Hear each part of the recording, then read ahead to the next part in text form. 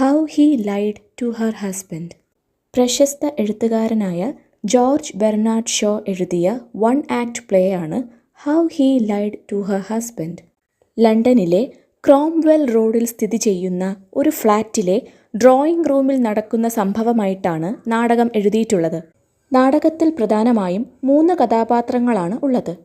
ആദ്യത്തെ കഥാപാത്രം ഹെൻറി ആപ്ജോൺ. വളരെ സുന്ദരനായ ഒരു യുവാവാണ് ഹെൻറി. എപ്പോഴും സ്വപ്നലോകത്ത് ജീവിക്കുന്ന വ്യക്തി കൂടിയാണ്. തുടർന്ന് നാടകത്തിൽ മറ്റൊരു കഥാപാത്രം എത്തുന്നു. വിലപിടിപ്പുള്ള വസ്ത്രങ്ങളും ആഭരണങ്ങളും അണിഞ്ഞ സുന്ദരിയായ ഒരു സ്ത്രീ, അറോറ ബോംപസ്. സൗന്ദര്യത്തിൻ്റെയും ആഡംബരത്തിൻ്റെയും പകിട്ടില്ലാതെ നോക്കുകയാണെങ്കിൽ 37 വയസ്സുള്ള ഒരു സാധാരണ കെൻസിങ്ടൺ സ്ത്രീയാണ് അറോറ. ലണ്ടനിലെ ഒരു പ്രദേശത്തിൻ്റെ പേരാണ് കെൻസിങ്ടൺ. പ്രായമേറുന്നതിനെ തുടർന്ന് സൗന്ദര്യം നഷ്ടമാവുന്നതിൽ അറോറയ്ക്ക് വളരെ വിഷമമാണ്. 37 വയസ്സുള്ള അറോറയുടെ കാമുകനാണ് ഹെൻറി ആപ്ജോൺ. അടുത്ത കഥാപാത്രമാണ് ടെഡി ബോംപസ്. ടെഡി അറോറയുടെ ഭർത്താവാണ്. തിളങ്ങുന്ന കണ്ണുകളുള്ള, കൂർത്ത താടിയുള്ള, കരുത്തനായ, തടിച്ച ശരീരപ്രകൃതനായ, കാര്യങ്ങളെല്ലാം പക്വതയോടെ കൈകാര്യം ചെയ്യുന്ന വ്യക്തിയാണ് ടെഡി. വളരെ മനോഹരമായി കവിതകൾ എഴുതുന്ന വ്യക്തിയാണ് ഹെൻറി. അറോറയ്ക്ക് വേണ്ടി അവളുടെ പേരിൽ പ്രണയ പ്രഖ്യാപനങ്ങൾ നിറഞ്ഞ കവിതകൾ ഹെൻറി അവൾക്ക് നൽകിയിരുന്നു. ആ കവിതകളെയെല്ലാം തൻ്റെ വർക്ക് ബോക്സിൽ അറോറ സൂക്ഷിച്ചിരുന്നു. എന്നാൽ ഇപ്പോൾ അവയെ കാണാനില്ല.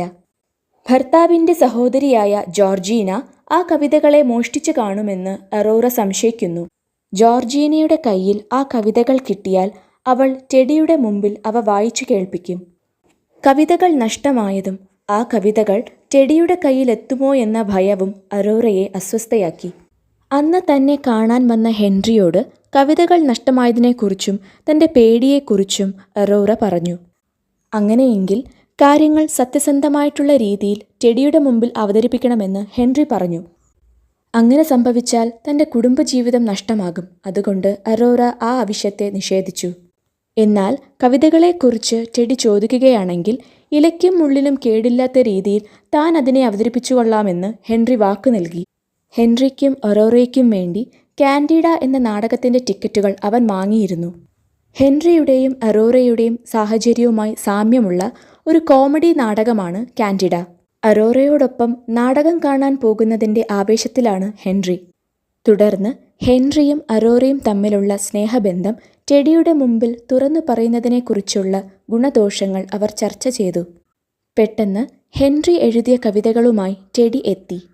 ഹെൻറി ടെഡിയെ ആശ്വസിപ്പിക്കാൻ ശ്രമിച്ചു. ആ പ്രദേശത്ത് അറോറ എന്ന പേരിൽ ഒരു വ്യക്തി മാത്രമേയുള്ളൂ, അറോറ ബോംപസ്. അതുകൊണ്ട് തന്നെ കവിതയിൽ അറോറ എന്ന പേര് കണ്ടാൽ ഭർത്താവ് തന്നെ സംശയിക്കും എന്നുറപ്പാണ്. ഇതാണ് അറോറ പേടിക്കാനുള്ള കാരണം. താൻ പ്രഭാതത്തിൻ്റെ ദേവതയായ അറോറയെക്കുറിച്ചാണ് എഴുതിയത്, അല്ലാതെ അങ്ങയുടെ ഭാര്യയെക്കുറിച്ചല്ല, ഹെൻറി പറഞ്ഞു. മാത്രമല്ല ടെഡിയുടെ ഭാര്യയിൽ തനിക്ക് യാതൊരു താല്പര്യവുമില്ലെന്ന് ഹെൻറി ഉറപ്പു നൽകി. എന്നാൽ അറോറയോടുള്ള തൻ്റെ ആഗ്രഹത്തെക്കുറിച്ച്, സ്നേഹത്തെക്കുറിച്ച് തുറന്നു പറയാൻ ഹെൻറിയെ ടെഡി നിർബന്ധിച്ചു. ഒടുവിൽ അറോറയോടുള്ള സ്നേഹം ഹെൻറി ഏറ്റുപറഞ്ഞു. അത് ഹെൻറിയെ സന്തോഷിപ്പിച്ചു. കാരണം തൻ്റെ ഭാര്യയോടുള്ള ആദരസൂചകമായി വളരെ മികച്ച കവിതയാണ് ഹെൻറി എഴുതിയത്. ആ കവിത ടെഡിക്ക് നന്നേ ബോധിച്ചു. അറോറയ്ക്ക് വേണ്ടി ഹെൻറി എഴുതിയ കവിതകൾ വളരെ മികച്ച സമൃദ്ധമായ പേപ്പറുകളിൽ താൻ പ്രസിദ്ധീകരിക്കും. അങ്ങനെ മികച്ച രീതിയിൽ പ്രസിദ്ധീകരിക്കപ്പെടുന്ന ആ കവിതാ സമാഹാരത്തിന് എന്തു പേര് നൽകും? ടെഡി ചോദിച്ചു. അറോറയ്ക്ക് വേണ്ടി അങ്ങനെ ഏതെങ്കിലും പേര് നൽകാമോ? ടെഡി വീണ്ടും ചോദിച്ചു. ആ കവിതാ സമാഹാരത്തെ how he lied to her husband എന്ന് ഞാൻ വിളിക്കും, ഹെൻറി പറഞ്ഞു. ജോർജ് ബെർണാഡ് ഷോ എഴുതിയ കാൻഡിഡ എന്ന നാടകത്തെ കളിയാക്കിക്കൊണ്ടെഴുതിയ സൃഷ്ടിയായും ഈ നാടകം അറിയപ്പെടുന്നു. How he lied to her husband എന്ന നാടകത്തിൻ്റെ വളരെ ലഘുവായ ഒരു വിശദീകരണമാണിത്. ഈ വീഡിയോ എല്ലാവർക്കും സഹായപ്രദമായി എന്ന് ഞാൻ വിശ്വസിക്കുന്നു. Thank you.